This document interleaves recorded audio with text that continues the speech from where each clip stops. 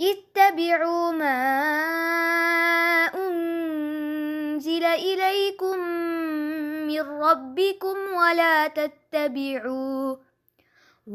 تتبعوا من دونه.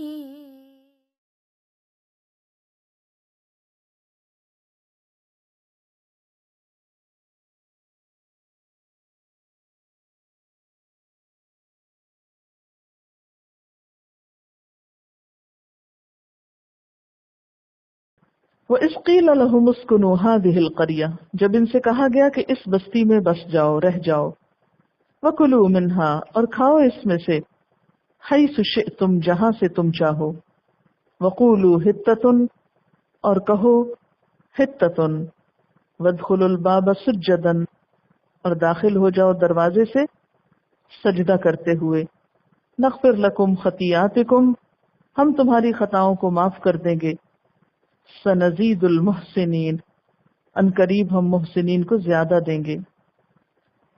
ان سب واقعات کی تفصیل آپ پیچھے پڑھ چکے ہیں، یہاں ایک کوئک پورا سین اکٹھا دکھایا گیا کہ کیسے صحرا میں رہ رہے تھے۔ پیچھے جو آیات آئی ان میں کچھ تفصیل بھی اور الگ الگ ذکر ہے ان سارے واقعات کا، یہاں ایک ہی آیت میں بہت سی چیزوں کا اکٹھا ذکر کر دیا گیا۔ فبدل الذین ظلموا منہم قولا، تو بدل دیا ان لوگوں نے جنہوں نے ظلم کیا ان میں سے اس بات کو، غیر الذی قیل لہم، اس بات کے علاوہ جو ان سے کہی گئی تھی، یعنی دوسری بات سے بدل دیا۔ فارسلنا علیہم رجزا من السماء، تو بھیجا ہم نے ان پر عذاب آسمان سے، رجز، بعض کہتے ہیں طاعون تھا، بعض کے نزدیک کچھ اور تھا، بہرحال جو بھی تھا، رجز کا معنی آپ جانتے ہیں کہ ایسا عذاب جس میں نجاست ہو، گندگی بھی ہو، یعنی کراہت آمیز۔ کیوں؟ بما کانوا یظلمون، بوجہ اس کے کہ وہ ظلم کرتے تھے، ان کے گناہوں کی پاداش میں ہم نے ان پر عذاب مسلط کیا۔ وَاسْأَلْهُمْ عَنِ الْقَرْيَةِ الَّتِي كَانَتْ حَاضِرَةَ الْبَحْرِ، اور پوچھئے ان سے اس بستی کے بارے میں جو سمندر کے کنارے تھی۔ حاضرۃ البحر، حاضرہ کا لفظ حاضر سے ہے، حاضر ہونا اردو میں استعمال ہوتا ہے، یہاں مراد ہے کنارے پر یا روبرو، آمنے سامنے، یعنی سمندر کے سامنے ہی وہ بستی تھی۔ اس بستی کا نام کیا تھا قرآن پاک سے تو معلوم نہیں ہوتا، لیکن بعض محققین کا خیال ہے کہ اس سے مراد ایلا کی بستی تھی۔ اب اسرائیل کی یہودی ریاست نے اسی نام کی ایک بندرگاہ بنائی ہے، جس کے قریب ہی اردن کی مشہور بندرگاہ عقبہ واقع ہے، اور یہ واقعہ جس کا آئندہ آیات میں ذکر ہوگا یہ حضرت داؤد علیہ السلام کے زمانے میں ہوا۔ اذ یعدون فی السبت، جب وہ زیادتی کرتے تھے ہفتے کے دن، یعدون کا لفظ عین دال واو سے ہے، ادو اسی سے ہے دشمن۔ اذ یعدون فی السبت، جب وہ زیادتی کرتے سبت کے روز۔ کیسی زیادتی؟ کیا کرتے؟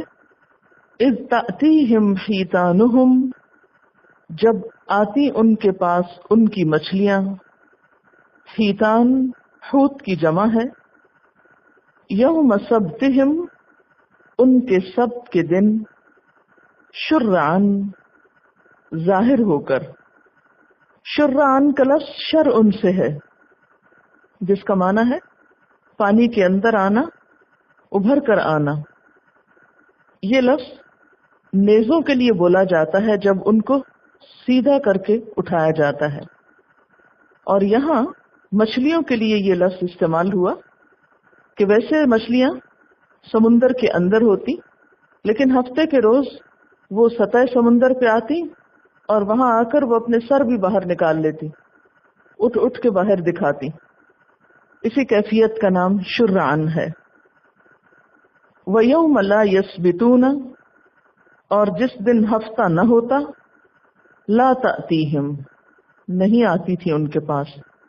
اب ہفتے کا دن چھٹی کا دن تھا، سیر و تفریح کا دن، سمندر کے کنارے رہنے والے تھے، ظاہر ہے بیچ پر جاتے ہوں گے اور وہاں دیکھتے ہوں گے کہ مچھلیاں سر نکالے کھڑی ہیں. اتنا حسین اور خوبصورت منظر ہے جسے دیکھ کر ان کا دل للچاتا ہوگا کہ ہاتھ آئی چیز کو جانے نہ دیں اور انہیں پکڑ لیں.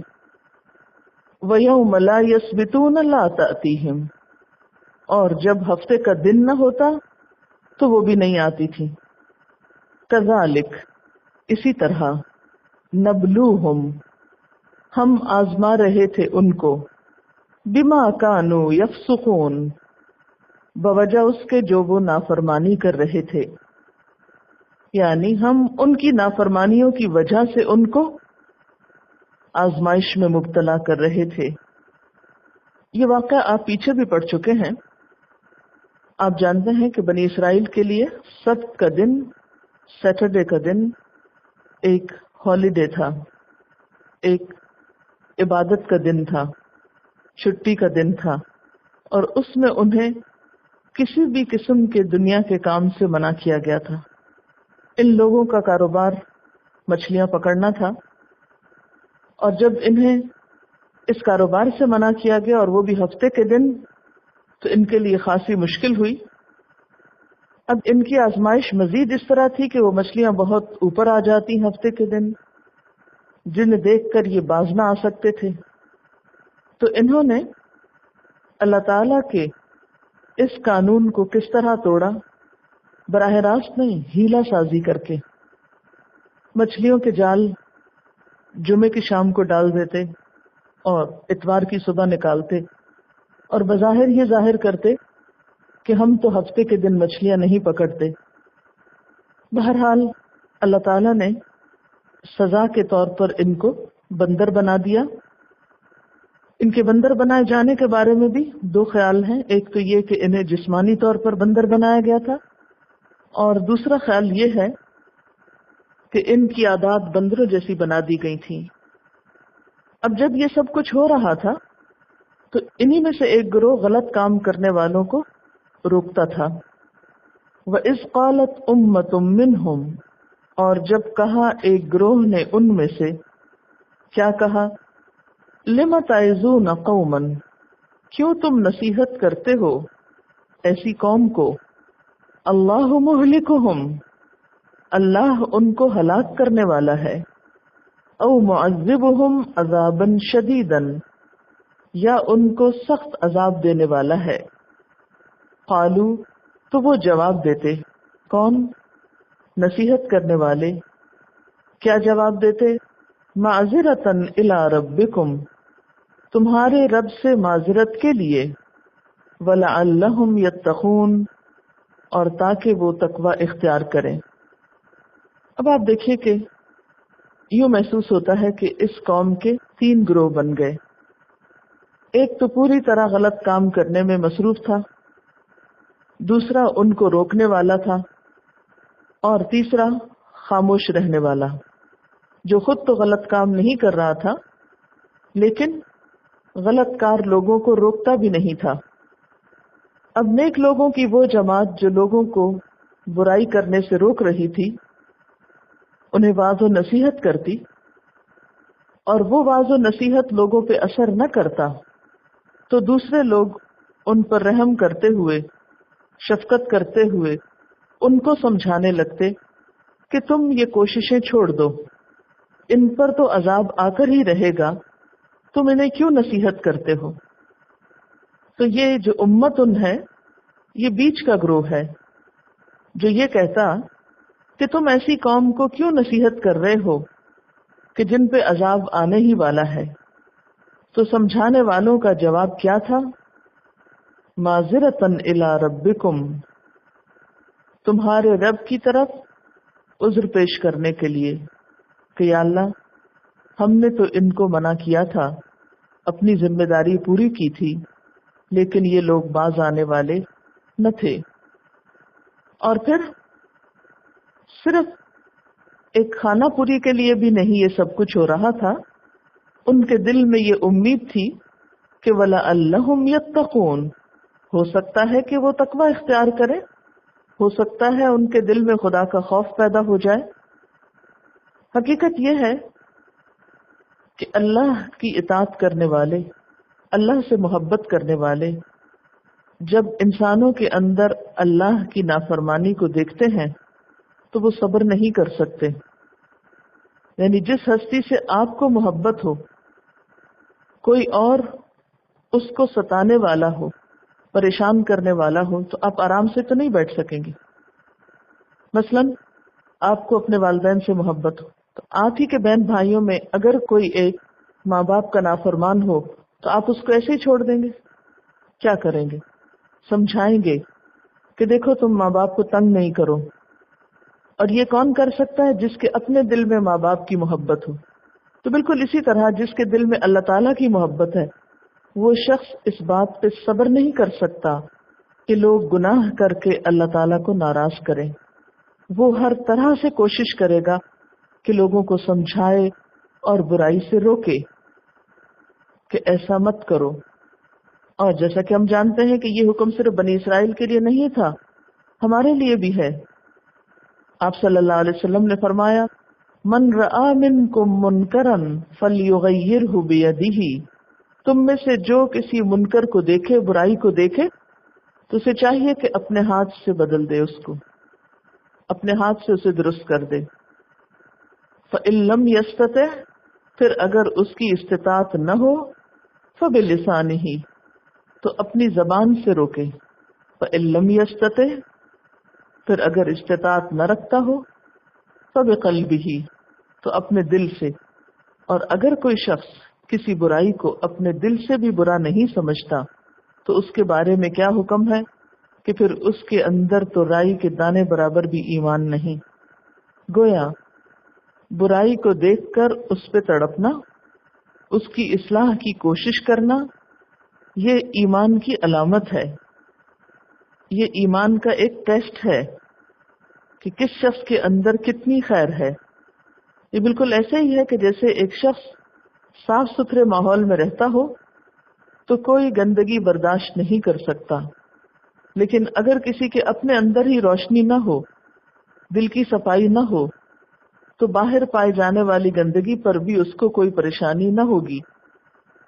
نعمان بن بشیر کہتے ہیں کہ نبی صلی اللہ علیہ وسلم نے فرمایا، اللہ کی حدود کی خلاف ورزی کرنے والوں اور خلاف ورزی دیکھ کر خاموش رہنے والوں کی مثال ایسی ہے جیسے ان لوگوں کی جنہوں نے کسی جہاز میں بیٹھنے کے لیے قرعہ اندازی کی. کچھ لوگوں کے حصے میں نچلی منزل آئی اور دوسروں کے حصے میں اوپر کی منزل. اب نچلی منزل والے جب پانی لے کر اوپر کی منزل والوں کے پاس سے گزرتے تو انہیں اس سے تکلیف ہوتی. یہ دیکھ کر نچلی منزل والوں میں سے ایک نے کلہاڑی لی اور جہاز کے پیندے میں سوراخ کرنے لگا. بالائی منزل والے یعنی اوپر والے اس کے پاس آئے نیچے والے کے پاس اور کہا کہ تمہیں یہ کیا ہو گیا ہے؟ اس نے جواب دیا، تمہیں ہماری وجہ سے تکلیف پہنچی اور ہمارا پانی کے بغیر گزارا نہیں. اب اگر اوپر والوں نے اس کا ہاتھ پکڑ لیا تو اسے بھی بچا لیا اور خود بھی بچ گئے، اور اگر اسے چھوڑ دیا تو اسے بھی ہلاک کیا اور اپنے آپ کو بھی ہلاک کیا. گویا غلط کام کرنے والے کا اگر ہاتھ نہ روکا جائے تو بسا اوقات اس برائی کا خمیازہ خاموش تماشائی بننے والوں کو بھی بھگتنا پڑتا ہے.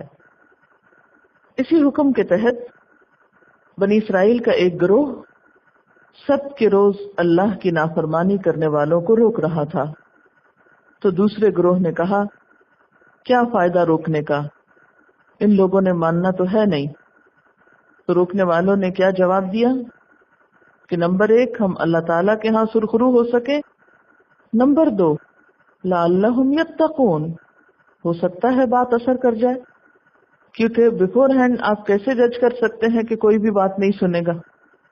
عموماً شیطان اسی قسم کی وسوسہ اندازی کرتا ہے کہ تم اپنے آپ کو مت تھکاؤ، اتنی کوششیں نہ کرو، کوئی نہیں سنتا، کوئی نہیں سنے گا، کسی کے عمل پہ کوئی اثر نہیں ہوگا، اس لیے ان باتوں کا کوئی فائدہ نہیں.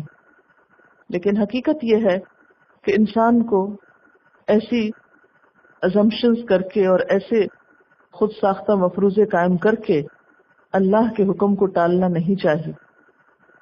فلما نسوا، پھر جب وہ بھول گئے، ما ذکروا بہ، جو ان کو نصیحت کی گئی تھی، انجینا الذین ینہون عن السوء، نجات دی ہم نے ان لوگوں کو جو برائی سے روکتے تھے، وَأَخَذْنَا الَّذِينَ ظَلَمُوا بِعَذَابٍ بَئِيسٍ بِمَا كَانُوا يَفْسُقُونَ، اور باقی سب لوگوں کو جو ظالم تھے ان کی نافرمانیوں پر سخت عذاب میں پکڑ لیا. یعنی جب عذاب آیا تو کون بچایا گیا؟ انجینا الذین ینہون عن السوء، ان لوگوں کو بچایا گیا جو برائی سے روکا کرتے تھے. اور کن کو پکڑا گیا؟ جو ظلم کرنے والے تھے. کیوں پکڑا گیا؟ بما کانوا یفسقون، کیونکہ وہ نافرمانی کرتے تھے. اس سے کیا پتہ چلتا ہے کہ فلاح اور کامیابی دنیا میں بھی ان لوگوں کے حصے میں آتی ہے جو لوگوں کو اچھی بات بتاتے ہیں اور برے کاموں سے روکتے ہیں. ورنہ تو سیدنا ابو بکر رضی اللہ تعالیٰ عنہ فرماتے ہیں کہ میں نے آپ صلی اللہ علیہ وسلم کو یہ کہتے ہوئے سنا ہے کہ جب لوگ ظالم کو دیکھیں گے اور اس کا ہاتھ نہ پکڑیں گے تو قریب ہے کہ اللہ تعالیٰ کی طرف سے ان پر عام عذاب نازل ہو. یعنی اگر لوگ برائیوں سے نہیں روکیں گے تو نتیجہ کیا ہوگا؟ جب ظالموں پہ عذاب آئے گا تو ساتھ ہی اور کون پس سکتا ہے؟ جو ظالم کو ظلم سے نہ روکتا ہو. کہتا ہے کہ آٹے کے ساتھ گھن بھی پس جاتا ہے کیونکہ وہ کمزور چیز ہے. تو ایسے لوگ جو اپنی ایمانی کمزوری کی وجہ سے خود تو برائی نہ کریں لیکن دوسروں کو روکیں بھی نہیں، تو وہ پھر برائی کے وبال سے بچ نہیں سکتے. اصل میں برائی سے روکنا ایک طرح سے اعلان برات ہوتا ہے کہ میرا اس میں کوئی حصہ نہیں، میں اس کو پسند نہیں کرتا. اور خاموشی کا مطلب کیا ہے؟ کہ ٹھیک ہے، کرتے ہو تو کرتے رہو، کرنا یا نہ کرنا برابر ہے. تو پھر عذاب سے وہی لوگ بچائے جاتے ہیں جو برائی سے بیزار ہوں، اور اتنے بیزار ہوں کہ اس برائی سے روکنے والے بن جائیں. اگر ان آیات کو ہم اپنے حالات کے مطابق دیکھیں تو آج کل بھی تو یہی ہوتا ہے نا کہ جب کسی کو برائی سے روکا جاتا ہے تو کچھ لوگ بیچ میں سے ایسے ناصح اٹھتے ہیں. ناصح کا کیا مطلب؟ خیر خواہ. وہ کہتے ہیں کہ کوئی فائدہ نہیں، اس قوم نے نہیں سنورنا، اس نے نہیں سدھرنا، اس پہ کوئی اثر نہیں، ان کو نصیحت کرنا بیکار ہے، اس لیے کرو ہی نہ. تو اس میں اگر کوئی فائدہ اٹھاتا ہے تو ٹھیک ہے، اور اگر کوئی فائدہ نہیں اٹھاتا تو کم از کم اس کام کے کرنے والے کو ضرور فائدہ پہنچے گا، وہ اپنے رب کے ہاں سرخرو ہو سکتا ہے.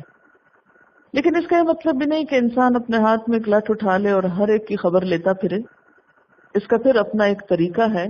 اللہ تعالیٰ نے قرآن پاک میں امر بالمعروف اور نہی عن المنکر کے بارے میں اور بہت سی حکمتیں بھی ہمیں بتائی ہیں کہ یہ کام کرنا کیسے ہے.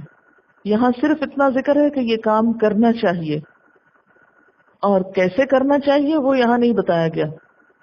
تو کیسے اپنی مرضی اور خواہش اور عقل کے مطابق نہیں بلکہ اللہ ہی کے حکم کے مطابق، اور وہ حکم دوسری جگہوں پر ہمیں ملتا ہے. فلما اتوا، پھر جب انہوں نے سرکشی کی، اما نہوا عنہ، اس سے جس سے وہ روکے گئے تھے، قلنا لہم کونوا قردۃ خاسئین، ہم نے ان سے کہا کہ ذلیل بندر بن جاؤ.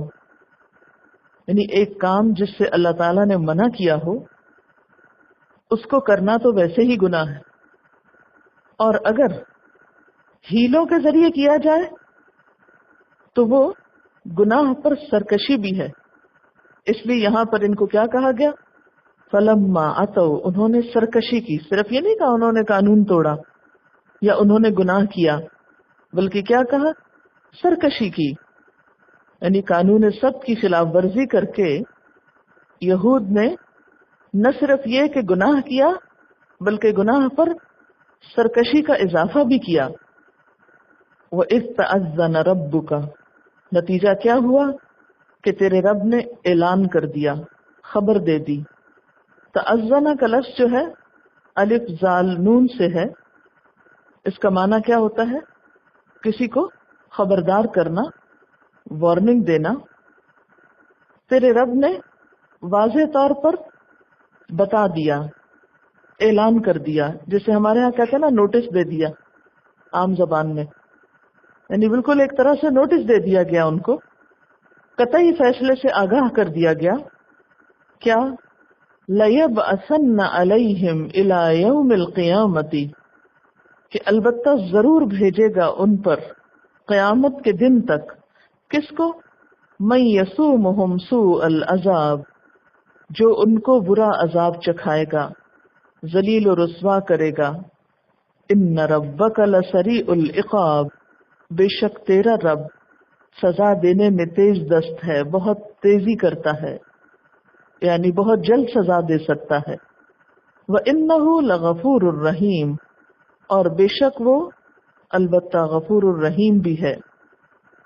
گویا ہمیں پتہ یہ چلا کہ بنی اسرائیل کو اس ظلم، گناہ، سرکشی کے نتیجے میں ایک تو وقتی طور پر سزا دی گئی، اور وہ کیا تھی کہ ان کو بندر بنا دیا گیا، اور دوسری سزا کیا تھی کہ انہیں قیامت تک